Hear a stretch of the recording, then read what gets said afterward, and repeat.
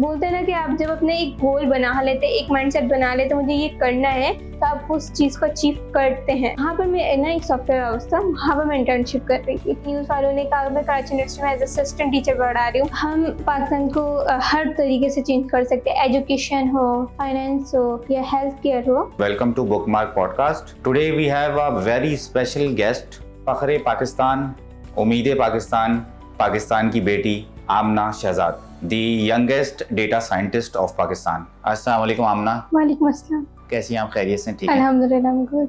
अच्छा आमना, before we start formally, सबसे पहले मैं चाहूँगा कि आप पाकिस्तान के बच्चों को ये बताएं कि ये डेटा साइंटिस्ट कौन होता है और उसका क्या काम होता है। सो बेसिकली डेटा साइंस एक ऐसी फील्ड है जो कि डेटा को, उसके इंसाइट्स निकालना, उसकी ट्रेंड्स को समझना और उसके इंसाइट्स को निकाल कर उसके प्रेडिक्शंस को निकालना और एनालाइज करना।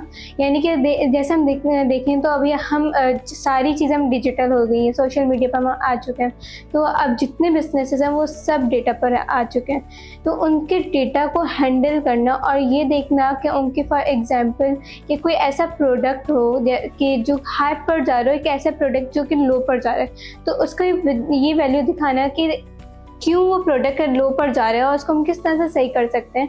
और उन डेटा के हम इंसाइट्स निकालने, जो कि हम पूरा एक होता था पहले कि हम पूरी शीट्स बनाते थे अलग तरीके से, लेकिन हम डेटा साइंस में अब ये है कि हम उसको एनालाइज करते, उसके हम पूरी रिपोर्ट बनाते हैं विजुअलाइजेशन के जरिए। तो डेटा साइंस का यही काम है कि बिजनेस में डेटा को समझना, उसको एनालाइज करना, उसके इंसाइट्स निकालना और उसकी एक रिपोर्ट बना कर देना। अच्छा आमना, अपनी फैमिली के बारे में कुछ बताएं कि आपका कराची के किस इलाके से ताल्लुक़ है, आपकी फैमिली में कितने लोग हैं, अपने पेरेंट्स के बारे में बताइए कि आपके वालिद क्या करते हैं, बहन भाई आप लोग कितने हैं, ज़रा ये हमें बताइए। तो मैं नॉर्थ कराची में रहती हूँ। ओके। और मेरे बाबा फायर फाइटर है। ओके। और मेरी मदर हाउस वाइफ है। मेरे बहन भाई जो है वो भी IT फील्ड में, मेरी सिस्टर फुल स्टैक डेवलपर है और डेटा साइंटिस्ट है, और मेरे भाई graphic designer, vector designer, branding पर काम कर रहे हैं। और हम 3 बहन भाई हैं और सबसे छोटी मैं ही हूँ घर में। और मेरी बहन आपने सबसे बड़ा किया। हम तो मेरा और मेरी सिस्टर का, हम दोनों का ये ड्रीम था कि डॉक्टर बनना है, लेकिन डॉक्टर ड्रीम तो पूरा नहीं हुआ। लेकिन फिर हम जब आप ही और भैया इस फील्ड में आए, टेक्नोलॉजी की फील्ड में, IT की फील्ड में आए, तो फिर वहीं से मेरा शौक भी बिल्ड हुआ और फिर मैं भी इसी फील्ड में आ गई। तो हमारा कोई ऐसा बैकग्राउंड नहीं है कि हम कोई भी हमारे घर से टेक्नोलॉजी की फील्ड में हो, बस हमारे मदर ने एक डायरेक्शन दिखाई थी, क्योंकि कोविड था और सारी चीज़ें, स्कूल भी बंद थे, तो अम्मी का ये था कि आगे करना क्या है, ये अभी ये इतना फारिग घूमने इनको करना क्या है।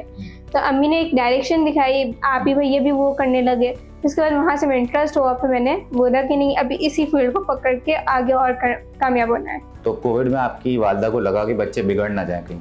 जी, मतलब क्योंकि उसको स्कूल्स ऑफ थे, सारी चीज़ें ऑफ थी, तो बस घर में हम व्लॉग रील्स हम सब यही देख रहे थे। तो अम्मी ने बोला कि इस वक्त में हम लोग कुछ कर लें और ऐसा कुछ बन जाए, यानी कि कोई स्किल आ जाए, मार्केट स्किल्स, कि वो आगे हमारे लिए हेल्पफुल रहे। तो अम्मी ने भैया आप ही को डाला, मेरा इंटरेस्ट था नहीं, फिर आप ही ने, मैं देखती रही आप ही को, भैया को देखती रही, फिर वहीं से मेरा इंटरेस्ट हुआ। तो अम्मी ने हमें एक डायरेक्शन दी। तो अम्मी को डर था, क्योंकि जिस तरह से पाकिस्तान का हो रहा था कि सब बच्चे फील्स उसमें, तो अम्मी ने कहा कि कोई ऐसी स्किल सीखो, फारिग नहीं बैठो, कुछ सीखो। तो हमने नई नई चीज़ें सीखी, डेवलपिंग सीखी और आज हम इसी फील्ड में। वैसे नॉर्मली ये होता भी है ना कि बच्चे अगर थोड़ा सा ट्रैक से हट जाएं या बहुत ज़्यादा हॉलीडेज आ जाएं तो उनका वो जो जहन है वो पढ़ाई से हट जाता है। जी बिल्कुल। तो बिल्कुल ठीक सोचा आपकी वालदा ने। अच्छा हम ना ये बताएं, आपने जिक्र भी किया अभी कि ख्वाब तो आपने देखा था डॉक्टर बनने का, तो फिर आप ये डेटा साइंटिस्ट क्यों बन गई? मतलब किसी ने प्रेशराइज किया या फिर आपका अपना डिसीजन था ये? डॉक्टर मुझे बनना था इसलिए कि मुझे मेरा ड्रीम था कि डॉक्टर किस तरह से काम करता हूँ, वो मेरा ड्रीम था। लेकिन जब मैं इस फील्ड में आई ना, तो मैंने डेवलपिंग, टेक्नोकिड्स के बाद मैं डेवलपिंग में आ गई। तो डेवलपिंग में हम जब बैकएंड सीख रहे थे, तो इसमें ही हम डेटा को देख रहे थे, किस तरह से हैंडल कर रहे हैं, किस तरह से डेटा आ रहा है। तो वहीं से मेरा इंटरेस्ट हुआ कि क्यों ना मैं एक डेटा की फील्ड में जाऊँ। मैंने डेटा की फील्ड सर्च करना शुरू किया, मुझे डेटा साइंस के बारे में पता चला, तो मैंने उसके रोड मैप में मैंने उस पर सारी रिसर्च की। उसके बाद मैंने एक गोल बना लिया था अपने माइंड में कि मुझे डेटा साइंटिस्ट बनना है। और बोलते हैं ना कि आप जब अपने एक गोल बना लेते, एक माइंडसेट बना लेते, मुझे ये करना है, तो आप उस चीज़ को अचीव करते हैं। तो मेरा भी एक यही माइंडसेट है कि मैं जो चीज़ मैं सोचती हूँ कि मुझे बस ये करना है, तो मैं वो करती हूँ और डेटा साइंस में आई। और मेरा ये है कि मैं वैसे डॉक्टर नहीं बन सकी, लेकिन हाँ, मुझे डॉक्टर आमना कहें डेटा साइंस की उससे। ओके, तो इंस्पिरेशन क्या थी? मतलब आपको ये लगा कि ये इस फील्ड में बहुत ज़्यादा स्कोप है या बहुत ज़्यादा आप फेमस हो सकती हैं, क्या इंस्पिरेशन क्या थी? इसका स्कोप बहुत था और ये अब हर चीज़ नई डिजिटल उस पर आ रही है, तो इसका स्कोप भी बहुत ज़्यादा था। और उसके बाद शौक आप ही भैया से शुरू हुआ।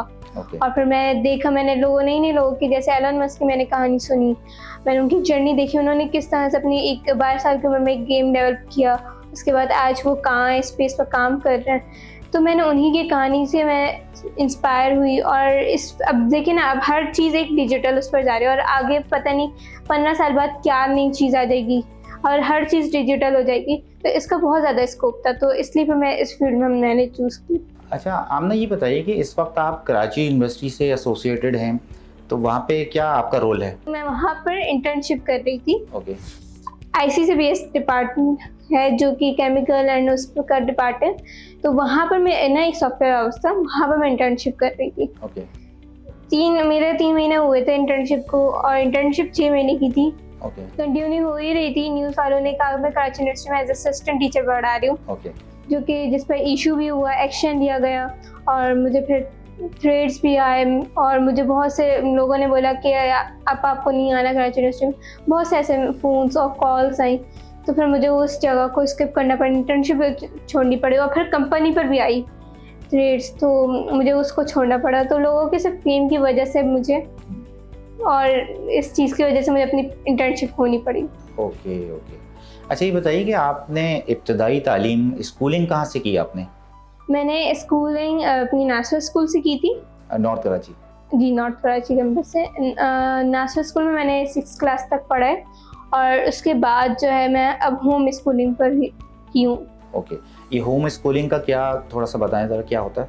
मतलब होम स्कूलिंग में मैं मतलब खान अकेडमी से ही पढ़ती हूँ और दूसरा मेरी सिस्टर भी मुझे पढ़ाती हैं। ओके। तो मेरे पास नोट्स फेडरल बुक्स से मैं पढ़ती हूँ, मैथ की और 6th की क्लास की। तो मैं वहीं से वो सारी चीज़ें बुक्स पढ़ती हूँ। मैथ्स भी मैं ऑनलाइन ही पढ़ती हूँ यूट्यूब से। ओके। तो होम स्कूलिंग करती हूँ मैं स्कूल, क्योंकि जब मैं डेटा साइंस में आई थी ना, तो मैंने स्कूल में यही कहा था कि मैं मिड टर्म्स नहीं दूंगी, मैं सिर्फ फाइनल दूंगी और मैं वीक में 2-3 ही दिन आऊँगी।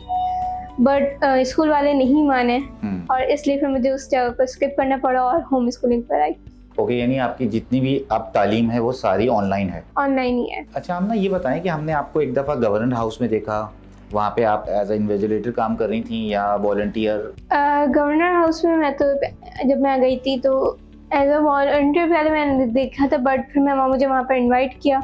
गवर्नर हाउस में मैंने पेपर्स भी मैंने कलेक्ट किए, लोगों से मैं बात की, वहाँ पर इंटरव्यूज़ भी बहुत सारे हुए। वो जो गवर्नर हाउस में जो वो सारा प्रोग्राम चल रहा था, वो तो एक NGO मेरे ख्याल है उसको चला रही थी। जी, एक है इंस्टीट्यूट, वो चला रहे थे। अच्छा, तो आपको नहीं लगता कि वो बच्चों के लिए कुछ बेनिफिशियल है, कुछ हेल्पफुल है? लाइक है, लेकिन वैसा नहीं पढ़ा रहे इतने सारे बच्चों को। अब वो आप जो है एक सही रोड मैप नहीं है, मेरे अंदाजे से वो सही रोड मैप नहीं है। वो सही नहीं करवा रहे, क्योंकि लाइक वहाँ से मेरी सिस्टर ने भी किया है कंप्लीट, बट वो जो गवर्नर हाउस में ना, मुझे जहाँ तक लगता है वहाँ की पढ़ाई जो है ना सही नहीं है। तो इसकी वजह आपको क्या लगा? वहाँ पर रहकर आपने वक्त गुजारा, आपको क्या लगा इसकी वजह क्या है? क्या बहुत ज़्यादा स्टूडेंट्स की इनरोलमेंट हो गई है, मैनेजमेंट सही नहीं हो रही, क्या हो रहा है? दोनों कह सकते हैं कि स्टूडेंट्स, अगर आप स्टूडेंट्स 100 बच्चों को पढ़ाएं ना, ऐसा पढ़ाएं कि वो 100 बच्चे बनकर निकले। उन्होंने 1000 बच्चों को रखा हुआ है, हज़ारों से भी ज़्यादा स्टूडेंट्स थे, तो उनका 1000 बच्चों को एक मैनेज करना एक अलग ही बात है। और मैनेजमेंट मुझे जहाँ तक लगा वो वैसी नहीं है, तो प्रोफेशनल नहीं है।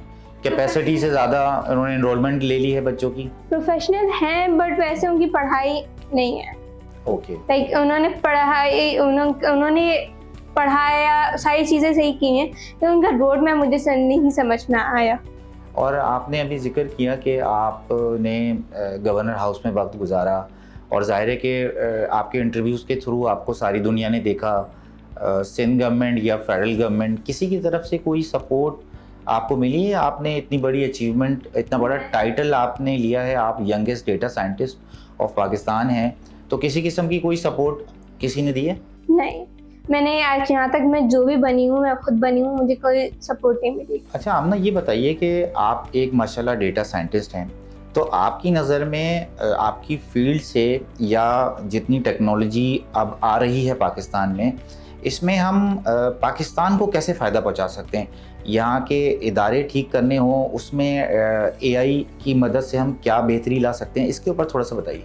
हम पाकिस्तान को हर तरीके से चेंज कर सकते हैं, एजुकेशन हो, फाइनेंस हो या हेल्थ केयर हो, हम हर चीज़ में कर सकते हैं। अब जैसे हम एआई को हम अपनी खुद की पर्सनलाइज एआई सिस्टम बना दें, यानी कि स्टडी सिस्टम बना दें जो कि जिसमें बच्चा अपने खुद अपना सारी चीज़ें बताए कि वीकनेस और अपनी हर एक चीज़ बताए कि उसका इंटरेस्ट क्या है, और उसी के हिसाब से उसका रोड मैप पूरे जनरेट हो जाएगा, बन कर आएगा, एंड देन बच्चे वहाँ से पढ़े, तो पर्सनलाइज डिजिटल स्टडी बन जाए। और दूसरा हेल्थ केयर में हम डायग्नोसिस में हम एआई सिस्टम्स बना दें। हम जैसे कि बहुत से ऐसे लाइक अभी मैं खुद भी एक चेस्ट एक्सरे पर मैं काम कर रही थी, जिसमें लंग्स और उस पर मैं काम कर रही थी कि हम सिर्फ अपनी लंग्स के एक्सरे की हम इमेज डालें तो उसको पूरा एनालाइज कर देते। तो हम हेल्थ केयर के अंदर में एआई सिस्टम्स बना सकते हैं जो के लिए बहुत ज़्यादा फ़ायदेमंद होगा और उससे हम जल्दी प्रेडिक्ट कर पाएंगे। और दूसरा कि हम क्लाइमेट के लिए हम कर सकते हैं काम, जैसे कि रोड पे इतने ट्रैफिक्स होते हैं, धुआं, और इस पर हम काम कर सकते हैं कि हम एआई ट्रैफिक सिस्टम बना दें कि जिसमें हमारे पास ये हो कि हमें हर सारी कार्स की प्रेडिक्शन पता चल जाए कि वो कितनी स्पीड पर आ रही है, और वो कितनी स्पीड पर जा रही है, और बाकी उनका कार नंबर, सारी चीज़ें, सारी डिटेल्स कार की आ जाए। और दूसरा ये कि हम पॉल्यूशन के लिए हम एक सिस्टम बनाए कि फॉर एग्जांपल अगर कहीं आग लग जाए तो हम एक ऐसा सिस्टम बनाए कि जिससे हमें उसकी टेम्परेचर भी पता चल जाए और ये भी पता चल जाए कि आग कितनी बड़ी है, तो हम इस पर काम कर सकते हैं। तो पाकिस्तान में हम ऐसे ऐसे डिपार्ट्स हैं, हम वहाँ पर काम कर सकते हैं। फायर ब्रिगेड हो, हेल्थ केयर हो, एजुकेशन हो, हम हर जगह काम कर सकते हैं। बस हमें अवेयरनेस चाहिए और अपने आप को बदलना होगा। ये बताएं, करप्शन ख़त्म कर सकते हैं?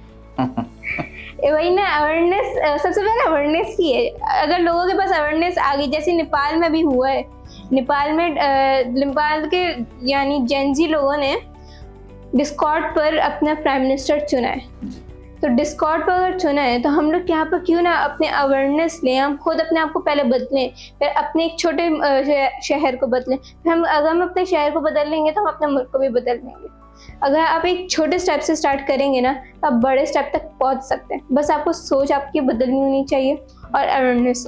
आमना, ये बताइए कि जब बहुत ज़्यादा प्रेशर में होती हैं, बहुत थक जाती हैं, बहुत ज़्यादा काम हो जाता है, या तो आपकी फील्ड भी ऐसी है कि उसमें ज़्यादातर काम कोडिंग का ही होता है ना, तो ये बड़ा एक ड्राई सा काम है, तो जब थक जाती हैं तो कैसे अपने आप को रिलैक्स करती हैं?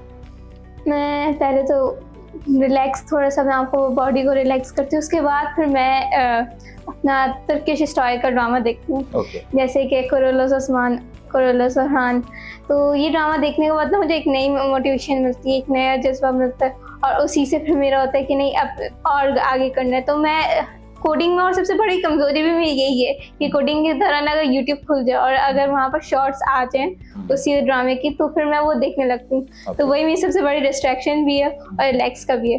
तो मैं मतलब नहीं बाहर जाती हूँ, नहीं खेलती। डिस्ट्रैक्शन भी वही है और मोटिवेशन भी वही है। हाँ, तो दोनों चीज़ें मैं मतलब, आपने जैसे भी क्वेश्चन पूछा था कि खेलने का, तो मैं बाहर खेलती नहीं हूँ, मैं लूडो खेलती हूँ कभी कभार, तो वरना तो मैं तो अपना ड्रामा ही देखती हूँ, तुर्किश हिस्टोरिकल ड्रामा।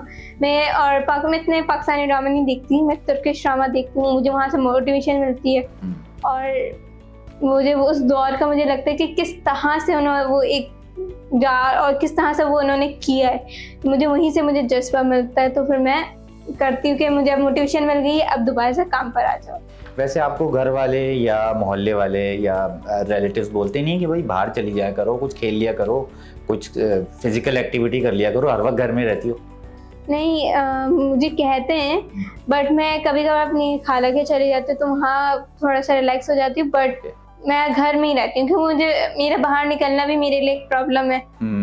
और घर में मैं एक इतना सेफ रहती हूँ और अच्छा है। सिक्योरिटी इश्यूज भी हैं। ठीक है, फाइन। अच्छा आमना, अब हम आपके साथ एक छोटा सा रैपिड फायर करते हैं। जल्दी जल्दी से आपने जो है ना वो जो सबसे पहले चीज़ आपके जहन में आए आपने हमें बतानी है। Favourite food? मैं देसी हूँ। बताएं तो बताएं। मुझे सारी फूड पसंद है, जैसे बिरयानी, निहारी, पाए। Okay. तो सारे मैं देसी एक लड़की सबसे ज़्यादा पसंद क्या चीज़ है? हूँ। बिरयानी। ओके। और फेवरेट गेम? वैसे आपको गेम खेलने का मौका मिल जाता है? वो मिलता है, लेकिन मैं गेम नहीं खेलती, मैं ड्रामा देख लेती हूँ। आपकी उम्र के बच्चे तो काफ़ी एक्टिविटीज़ करते हैं, साइकिलिंग करते हैं, गेम्स खेलते हैं। मैं लूडो खेलती हूँ। अच्छा, ओके। इंडोर ही गेम पसंद है? इंडोर ही। आउटडोर गेम्स कोई नहीं, पसंद आउट नहीं? में इतना बाहर नहीं जाती। ओके। अच्छा, आप घर में लाडली किसकी हैं, अम्मी की या अब्बू की? अब्बू की। अब्बू की, ओके। ओके।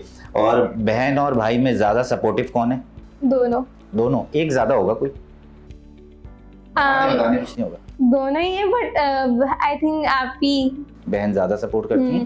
भैया भी करते हैं, तो लेकिन उस वक्त होता है कि टाइम पर देखा जाता है सिचुएशन क्या है। ओके। अगर आप ही के साथ थोड़ी सी लड़ाई है तो भैया करते हैं, और अगर भैया से तो आप ही करती है। तो वो सिचुएशन के डिपेंड करता है। अच्छा, फेवरेट सिटी कौन सा पाकिस्तान का? कौन सी शहर जाना अच्छा लगता है या वहाँ रहना अच्छा लगता है? मुझे जो है लाइक कश्मीर मुझे जाना है। कश्मीर मुझे बहुत पसंद है। अच्छा, ओके। कब गई हैं आप कश्मीर? नहीं, जो इंशाल्लाह है कि मैं जाऊँ। ओके, ठीक है।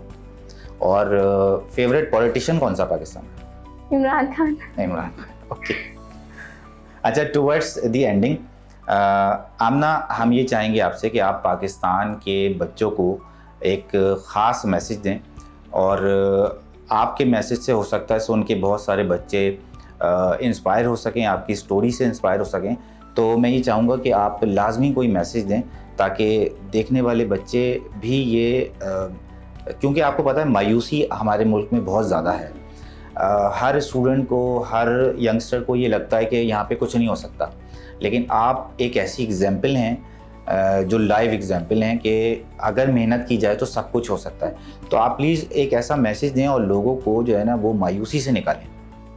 मैं सब पेरेंट्स को भी मैं यही कहूँगी और बच्चों को भी यही कहूँगी कि पेरेंट्स को पहले अपनी सोच बदलनी है।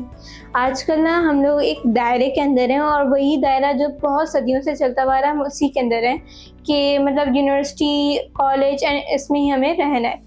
आप अपने बच्चों को स्किल सिखाएं, क्योंकि अब जो दौर है वो स्किल्स का है। ये नहीं कि डिग्री है इम्पॉर्टेंट है, ये नहीं कहा, लेकिन आपको स्किल्स आएगी ना तो आप हर चीज़ कर सकते हैं। मैंने खुद ही अपने दम पर किया, सारी चीज़ें मैंने की। मुझे बहुत से लोगों ने डिमोटिवेट किया कि आमना इतनी सी छोटी उम्र में क्या कर लेंगी। मैं स्टेज पर स्पीच देकर नीचे उतरती थी और मुझे लोग कहते थे कि आमना अभी तो खेलने कूदने की उम्र है, क्या कर लेंगे आप। तो मुझे बहुत से लोगों ने कहा, तो मैं यही कहूँगी मेरी पेरेंट ने, मेरी मदर ने मुझे अपना माइंडसेट बदला, उन्होंने हमें एक डायरेक्शन दी। तो पेरेंट्स का, माँ का सबसे मेन रोल होता है कि वो अपने बच्चे का माइंडसेट चेंज करे, क्योंकि एक स्कूल गोइंग के बच्चे का एक रूटीन यही होती है, स्कूल से आके ट्यूशन जाना, ट्यूशन से आके रात में खाना खा के सो जाना, यही रूटीन है। बट आप बच्चे के पास मौका नहीं होता माँ से, अपनी मदर से बात करने का। तो आप उनको एक ऐसा टाइम दें कि उस बच्चे के साथ बैठे हैं, पूछें कि क्या करना चाहते हैं, किस तरह से करना चाहते हैं, और उनको नई नई स्किल्स सिखाएं, इस फील्ड में लाएं, उनको इन्फॉर्मेशन दें, अपने आप को चेंज करें। और मैं बच्चों को ये कहूँगी कि जो लोग डिमोटिवेट करते हैं आपको, उनकी बातों पर ना आए। मेरा सिर्फ एक है कि नो रिस्पॉन्स सबसे अच्छा आंसर है। बहुत से लोग मुझे मैसेजेस करते हैं, कमेंट्स में, इंटरव्यूज़ में करते हैं कि ये बच्ची इतनी सी उम्र में झूठ बोल रही है और गलत, मतलब कि इन्होंने मैंने कुछ नहीं किया। बट मैं उस पर मैं कहती हूँ कि नो रिस्पॉन्स, कोई आंसर ही नहीं था। मेरा ये है कि मैं उन जवाब को समझती हूँ, क्वेश्चंस को, उनके आंसर्स को मैं देखती हूँ, और फिर उसके बाद मैं यही करती हूँ कि नेक्स्ट टाइम इतना अच्छा और करूँगी कि वो जो लोग कह रहे हैं मुझे भी बुरा, वो अगली बार कहेंगे नहीं आमना ने किया है। तो आप अब किसी के बातों में ना आए, बस अपने आप पर भरोसा रखें और अपने आप पर बस ये माइंड में रखें कि मुझे कुछ बनना है और पाकिस्तान को चेंज करना है, और अवेयरनेस सबसे ज़्यादा ज़रूरी है। आमना, बुकमार्क आने का बहुत बहुत शुक्रिया, आपने वक्त दिया। ज़ाहिर है आप बहुत ज़्यादा बिज़ी हैं, एक तो आपकी मसरूफियत भी हैं और फिर ज़ाहिर है आपका स्कूलिंग भी है और सब चीज़ें हैं। तो हमारी दरख्वास्त पे आप बुकमार्क आई, आपका बहुत बहुत शुक्रिया जी। ये थी हमारी आज की पॉडकास्ट, जिसकी मेहमान थी पाकिस्तान की यंगेस्ट डेटा साइंटिस्ट आमना शहजाद। और हम कोशिश करेंगे इंशाअल्लाह फ्यूचर में इसी तरह के लोगों को इनवाइट करें और आपके साथ उनका तारुफ करवाएं जिन लोगों ने पाकिस्तान के लिए खिदमात अंजाम दी हैं और पाकिस्तान का नाम रोशन किया है और आइंदा भी इंशाल्लाह करते रहेंगे।